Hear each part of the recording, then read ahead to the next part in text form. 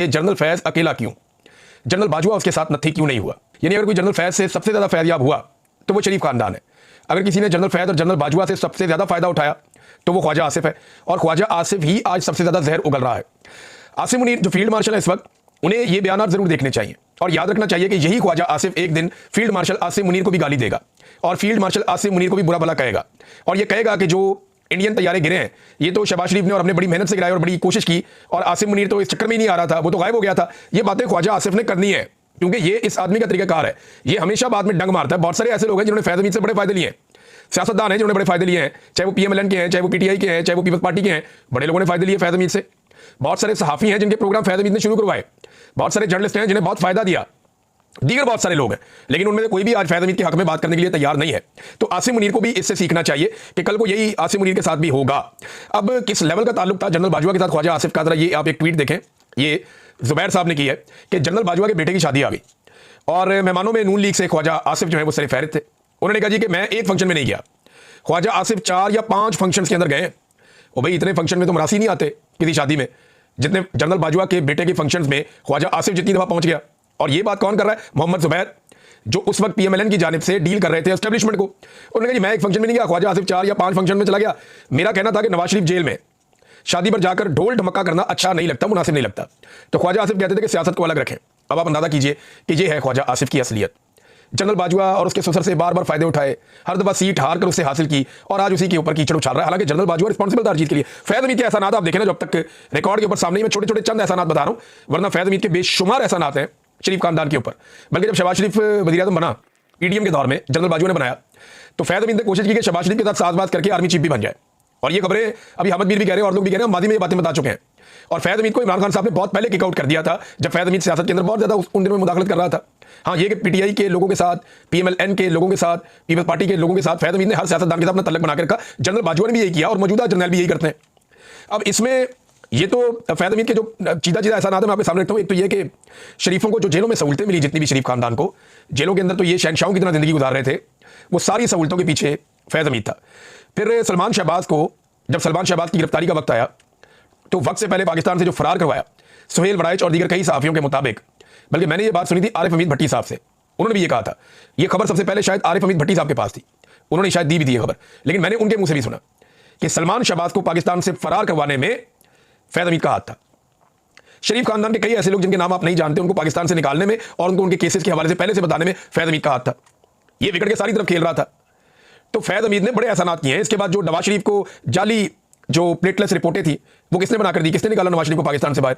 उस वक्त DG ISI फैज़ हमीद था।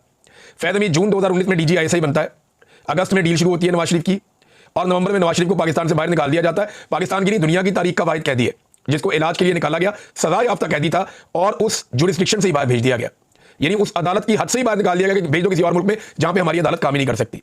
ये जनाब हमने खुद देखा, ये हुआ। फैज़ हमीद ने एहसान अजीम किया नवाज शरीफ के ऊपर। हर ज़िमनी इलेक्शन में फैज़ हमीद के दौर में नून लीग को जितवाया गया, और इमरान खान के खिलाफ जो रजीम चेंज ऑपरेशन हुआ वो जनरल बाजवा, जनरल फैज़ और जनरल नदीम अंजुम ने मिलकर किया।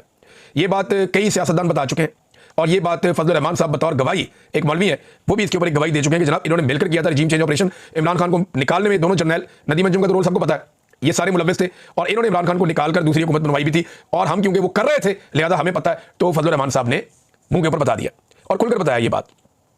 अब इमरान खान के लिए नाज़रीन पूरी दुनिया से आवाज़ें उठ रही हैं, खासतौर पे यूनाइटेड नेशन के खुसूसी नुमाइंदा हैं, उन्होंने आवाज़ उठाई इमरान खान के हक में। अक़वाम मुत्तहिदा की खुसूसी नुमाइंदा बराए तशद्दुद, ये एलिस जेल एडवर्ड्स, इन्होंने एक स्टेटमेंट दिया। इन्होंने कहा जी इमरान खान की कैद तन्हाई को गैर इंसानी और गैर कानूनी करार देते हुए इसके खात्मे का इन्होंने मुतालबा कर दिया। इमरान खान का सेल मुसलसल कैमरों की निगरानी में है। अगर किसी कैदी को 15 दिन से ज़ायद कैद तन्हाई में रखा जाए तो वह नफ्सियाती तशद्दुद कहलाता है।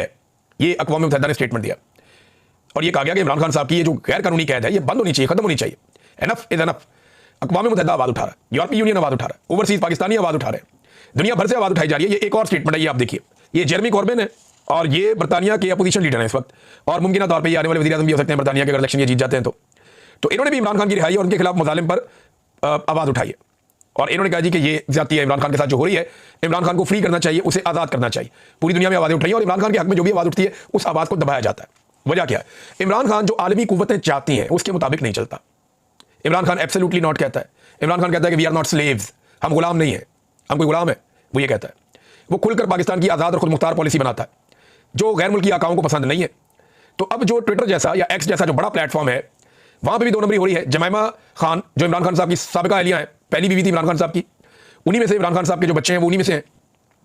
तो उन्होंने कहा जी कि बड़ी ज्यादती हो रही है हमारे साथ, और इलॉन मस्क को उन्होंने एक टैग करके ट्वीट किया। उन्होंने कहा जी, ये इसमें उन्होंने लिखा है कि a personal plea to Elon Musk, ये उनके जाती तौर पर उन्होंने इलॉन मस्क से अपील की है। उन्होंने कहा कि मेरे 2 बेटे हैं, उन्हें इजाज़त नहीं दी जा रही अपने बाप से मिलने की या उनके बारे में बात करने की या उन्हें देखने की, जिसे गैर कानूनी तौर पे अक़वाम मुत्तहिदा के मुताबिक गैर कानूनी तौर पे 22 महीने से कैद तन्हाई में रखा गया है।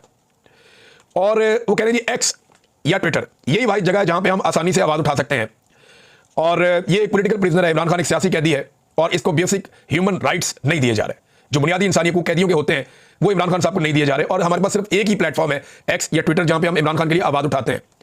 लेकिन जब भी मैं कभी इमरान खान के बारे में कोई पोस्ट करती हूं, तो पाकिस्तान के अंदर जो इसकी रीच है, और ग्लोबली भी, खासतौर पर आलमी सतह पर भी और खासतौर पर पाकिस्तान के अंदर भी, ये इसकी रीच को जीरो कर दिया जाता है, बहुत कम कर दिया जाता है। यानी जमाइमा जब कोई और काम करती हूँ कहती है रीच ठीक रहती है, जब मैं इमरान खान के बारे में बात करती हूँ तो मेरी रीच को कम किया जाता है। इलॉन मस्क को ये कह रही है कि आपने वादा किया था कि आज़ादी इज़हार राय होगा आपके प्लेटफॉर्म के ऊपर, लेकिन यहां पे ऐसा नहीं हो रहा, और इस प्रॉब्लम को फिक्स किया जाए मेरे अकाउंट के हवाले से खास तौर पे, ताकि हम जो है वो पैगाम फैला सकें इमरान खान के साथ जो जुल्म और ज़्यादती हो रही है। लो, मेरे बात यह है कि जमाइमा कह रही है कि इंटरनेशनल हाथों के अंदर ट्विटर भी इस्तेमाल हो रहा है, हम जब इमरान खान के लिए आवाज़ उठाते हैं तो उसकी रीच बहुत कम हो जाती है। टेक्निकल डाटा भी इन्होंने शेयर किया, क्योंकि इमरान खान के हवाले से जब जमाइमा आवाज़ उठाए तो फिर तो वो लाखों में मामला जाना चाहिए, लेकिन वो उस तरह जा नहीं रहा, उसकी रीच को रोका जा रहा है। ये इलॉन मस्क को इन्होंने बराह रास्त अपील की, अब देखते हैं इसका क्या फायदा होता है। नाज़रीन, एक और बड़ा अफसोसनाक वाक़या मैं आपके साथ शेयर करता हूँ। ये गुजरांवाला में पाकिस्तान तहरीक इंसाफ के एक कारकुन है, रावली कैंट वाक़े के अंदर इनको 5 साल की सज़ा दे दी गई 9 मई के वाक़े में। और ये जो गुजरांवाला का डीसी है, उसके दफ्तर के बार बार चक्कर लगाए गए कि ये जो फारूक अब्दुल्ला साहब हैं, इनकी अहलिया इंतकाल कर गई हैं, इन्हें जेल से निकाल कर पैरोल पर रिहाई दी जाए ताकि ये जाएं और जाकर अपनी अहलिया की तदफीन करें। लेकिन बार बार डीसी गुजरांवाला के दफ्तर के चक्कर लगाए गए, बात नहीं बनी, तो फिर इनकी अहलिया को दफना दिया गया। मैं सिर्फ आपको याद दिलाऊं कि नवाज शरीफ साहब की अहलिया जब इंतकाल कर गई थी, तो ना सिर्फ बगैर पूछे और बगैर रिक्वेस्ट के उनको पैरोल दी गई, सबको उन्हें पहुंचाया गया, बल्कि इमरान खान साहब ने इंसानी हमदर्दी के तौर पे 3 दिन तक उनकी रिहाई को मजीद एक्सटेंड कर दिया कि मजीद 3 दिन तक वो फातह ख्वानी अपने मिलने वालों को, फैमिली वालों को, सबको मिले, वो वहां पे रहें। पूरी फैमिली के लिए इमरान खान साहब ने ये गुंजाइश निकाल कर दी थी। ये थी इंसानी हमदर्दी। और आज वही नवाज शरीफ, उसकी बेटी मरियम, ये सारे इक़्तिदार में और बड़े खुशबाश हैं। नवाज शरीफ मिला अपने साथियों को और नवाज शरीफ ने कहा अब तो गिलगित बल्तिस्तान और आज़ाद कश्मीर भी हम जीतेंगे।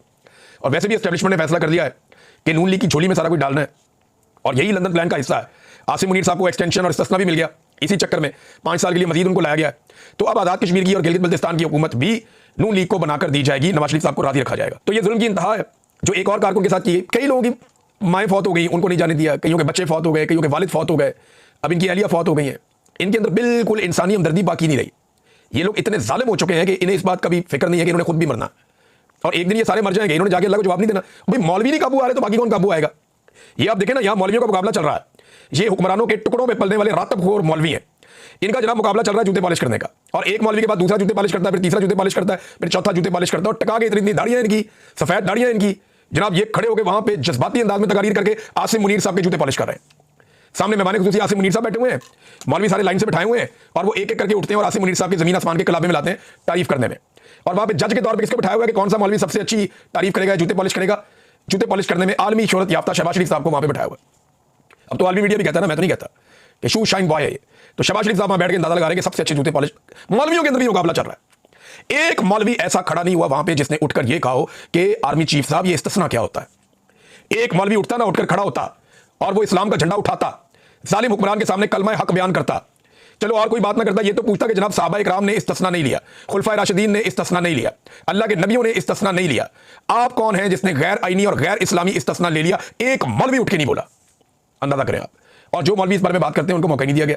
तो ये सारे रातबखोर मौलवी हैं, फ्रंटियर मौलवी हैं, दरबारी मौलवी हैं, हुकूमत के टुकड़ों पर पलने वाले मौलवी हैं। इन्होंने हर मरतबा हुक्मरानों और ताकतवरों के दरवाजों पर सजदा किया है।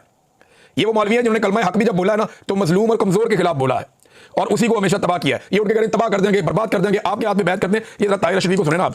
ताहिर अशरफी एक ऐसा मौलवी है जो हर हुकूमत को तोहफे में मिलता है, और इससे आपने परेशान नहीं होना। ये कल इमरान खान की हुकूमत आएगी ना, तो ये इमरान खान के जूते साफ करेगा। यहाँ पे कोई और इमरान खान की जगह आ जाएगा जो उसके जूते साफ करेगा। इसकी आदत है। ये मौलवी नहीं है ये इस्लाम के लिए काम नहीं करता, ये हुक्मरान के लिए काम करता है। सुने जरा इसको इमरान खान के बारे में कल ये क्या कहता था, हाफिज ताहिर रशदी जरा सुने आप। हम आपके साथ हैं, मैं हमेशा कहता हूं, आज फिर कहना चाहता हूं, खुशामद क्या करनी, बुढ़ापे में आ गए। मैं उस इमरान खान को जानता हूं। उलमा, मेरे पास एक गवाही है, आपके सामने देना चाहता हूं। 27 की रात थी, बैतुल्लाह का जवार था, तहज्जुद का वक्त था, मैं और हजरत पीर साहब मौजूद थे। जब बैतुल्लाह के जवार में इमरान खान ने अपनी तकरीर उठा के साइड पे रखी, जो वजारत खारजा ने लिख कर दी थी, सेक्रेटरी खारजा परेशान था कि हमने तो जाब्ते और जो भी सारे डाल के दिए, ये क्या करने लगा है। इमरान खान का पहला जुमला ये था कि मेरी जिंदगी की ख्वाहिश थी, जनाब सदर साहब, चूंकि हम आईनी गवाह हैं, ये इमरान खान का जुमला था कि मेरी जिंदगी की ख्वाहिश थी कि कभी मैं तुम 57 सरबराहों से मुखातिब हूं। इस्लामी दुनिया के 57 सरबराह बैठे थे, कहा मेरी ख्वाहिश थी मैं कभी तुमसे मुखातिब हो जाऊं और तुमसे एक गुजारिश करूं,